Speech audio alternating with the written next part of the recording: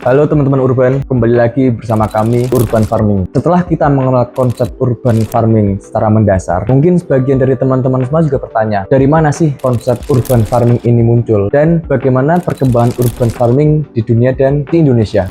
Hai, aku Farhan Sofyan. Semoga kamu selalu sehat, tersenyum, dan baik-baik saja. Apa yang kamu harapkan bisa kamu dapatkan, apa yang kamu inginkan dapat tersegerakan. Untuk histori jejak urban farming sendiri, itu sama tuanya dengan sejarah kota tertua di dunia, yaitu Mesir kuno. Pasalnya, dari temuan arkeolog dan para ahli, membuktikan adanya urban farming sejak zaman Mesir kuno. Bukti sejarah seperti Taman Mesopotamia di Irak kuno, wall gardening di Persia kuno, dan terasering macu di dataran tinggi Andes, Peru. Hal itu juga membuktikan bahwa sejarah urban farming itu telah dilaksanakan atau telah dilakukan oleh para leluhur-leluhur kita. Lalu selanjutnya, untuk histori yang dekat dengan kita, yaitu pada era Perang Dunia I dan era Perang Dunia II. Urban farming cukup populer dengan konsep rooftop garden. Untuk tujuan pembuatan rooftop garden ini, untuk memenuhi kebutuhan pangan masyarakat pada era itu. Selain itu juga untuk memenuhi pasokan pangan kebutuhan perang para pasukan Perang Dunia I dan II. Pada masa itu, blok barat dan blok timur yang didalangi oleh negara Amerika, Inggris, dan Kanada ikut serta untuk mempopulerkan konsep urban farming dengan menciptakan propaganda Victoria Garden. Alhasil, dengan propaganda tersebut, mereka sukses untuk menggerakkan masyarakat berkebun di atap rumah. Sementara itu, untuk sejarah urban farming di Indonesia, pada dasarnya direncanakan untuk pertanian perkotaan. Hal itu berdasarkan artikel yang ditulis oleh Suryana pada tahun 2005. Konsep urban farming muncul karena perkembangan kota yang menyisihkan penduduk asli dari suatu daerah secara massal, hingga di kota-kota besar yang dialihfungsikan menjadi perumahan, pusat perdagangan, kantor, dan fasilitas lainnya.